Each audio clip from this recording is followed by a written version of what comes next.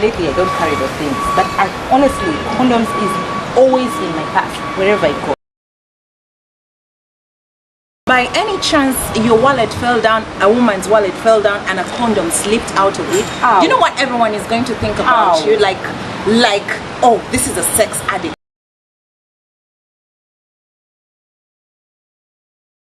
They told me that if I have to go and test with you, yes, if we are going to test, we do it from the back. I don't know, the bone marrow or something.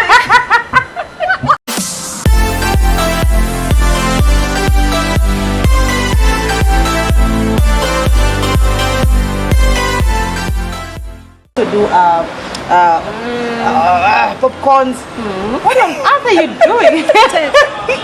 You just don't know what I'm feeling right now. Anyhow, last week we had something amazing. Yeah, I did. So last week we had something amazing. We're just continuing that conversation. But before we do that, you know that today is World AIDS Day? Is Yes. it today? Today is 1st of December. Today is 1st December. Today is World AIDS Day. Yeah. And we're commemorating, the world is commemorating the World AIDS Day. The AIDS status, how far we've come from people living not openly with HIV, that we're all, because of the fear of stigma.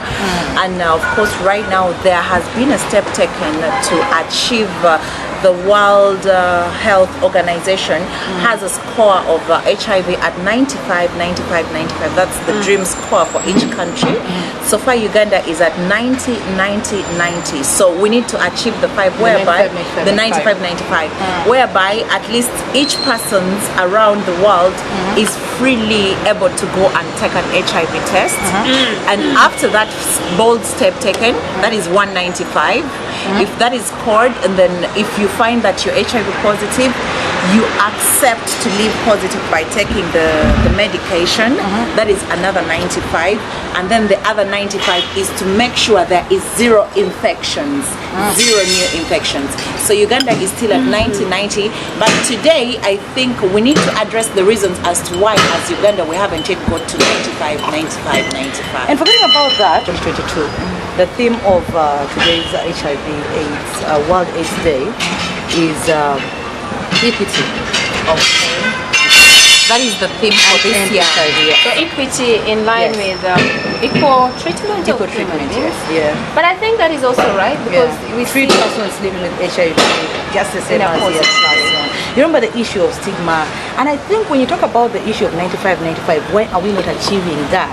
That's where the stigma issue comes in. There's a lot of stigmatization. Say, I have this canal, forget about it, this cabal, who is so much way in love with me, but he's HIV positive. Then you ask yourself, this guy is HIV positive. How do you know? I like him. No, but you know, if you did he openly tell you? Yeah. So you ask a 95. If we have everyone accepting their status like that, that's a then you ask yourself, how? Like, how did he boldly come up? I'm HIV positive, but I love you. Positive. No, the conversation. How many of the men do that? Very few. Including the women. I was just telling Dabia, since I am still single and still young and active sexually, I think I need to start moving with test kits. Condoms, and then Dabia was telling me, she was telling me, which man is going to accept you to test them? I'm like, then if you don't want to test, walk out. Away. No, get out of here. What the hell do you want from me if you don't want to test? Honestly, it's just that lately I don't carry those things. But honestly, condoms is always in my purse wherever I go, because you don't know what the night has for you. But do you know how? Okay, let's talk about condoms. Do you know if by any chance your wallet fell down, a woman's wallet fell down, and a condom slipped out of it? Do you know what everyone is going to think about you? Like, oh, this is a sex addict. She's ready anytime. Like, you get that? That is where the problem comes in. We having that stigmatization. If you found a condom in your husband's purse, you always have a reason to justify that. No, but it is obvious, very obvious. I find. But just having a condom is protecting both of us. It's protecting both of us. But then there is that bit of jealous that comes through, and you be like, you're already having sex.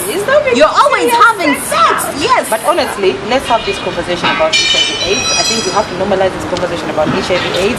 These are very uncomfortable conversations we cannot have with our partners, and these are uncomfortable conversations we cannot have as people. But I think we have to normalize talking about HIV, including our children. Let's involve our children. Let's talk about it. Let's normalize talking about this, most especially to eliminate the stigma aspect of this, pushing these people to take their medication.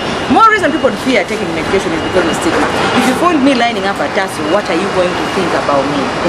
If you find me taking the medicine, what are you going to think about me? Even our friends stigmatize us, our family stigmatizes us. I think we have to start with the issue of eliminating stigma. Yeah.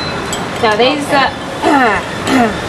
before we even talk And of about course, there is no way we can eliminate stigma if somebody has not accepted their status.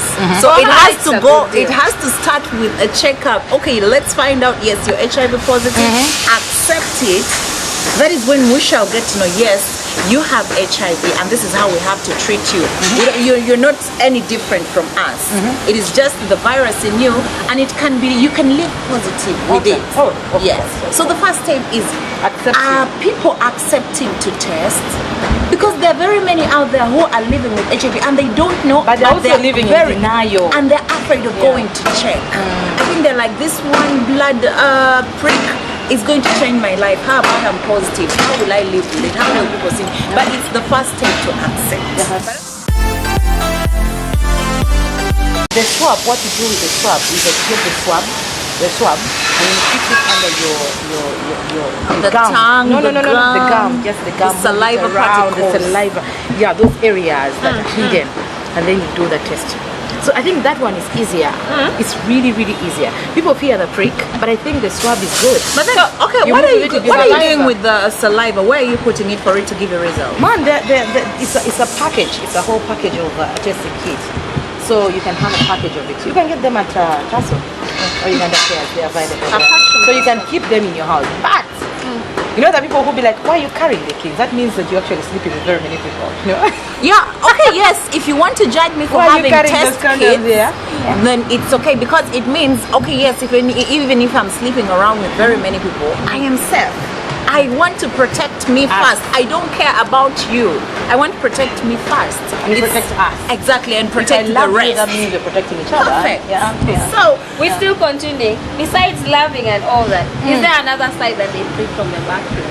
Yeah, I think there is also what is that? I think that's the DNA or something. These things are new. It's like, honestly. No. They They told me that if I have to go and test, with you, yes, if we are going to test, we do it from the back. I don't know, the bone marrow or something. What did that guy want from you? Your kidney? I think your the bone marrow, your liver, or what? He doesn't trust you to the next step. That's why you'll be taking the To drug. the point of wanting you bone marrow water. So yes, the bone marrow. So I was thinking, are there options like from the swab and then the bone marrow? Like seriously? Hold on. This guy wanted to eat you like wanted to the intestine. This guy didn't trust you to that extent. What? To the intestine. Imagine. Before you know it, you're going to just ask for urine as well. HIV test. I think we have a lot of worries. HIV is one of the things we have to worry about. But also, we have to worry a lot about other STDs. Talk about syphilis, talk about gonorrhea. People only think that STD, UTI. People are girls are so comfortable carrying a cannula in the hand because they have UTI and they think UTI. And the craziest thing about it is that this guy is sleeping with you. You're treating yourself. Tomorrow he's going to come back sleep with you, and he's going to give you the same infection. You'll be having this infection now. Basing on that, let's break it down to sorority. Have you guys noticed that sorority has a very bad sexual network? In this town, you can end up committing incest without knowing, because I don't date sorority. No, let me give you an example. In this town, let's say Lydia has a boyfriend, and Lydia's boyfriend could be sleeping with Lydia's cousin sister, and coming back to sleep with me. That is already incest. But we all do not know.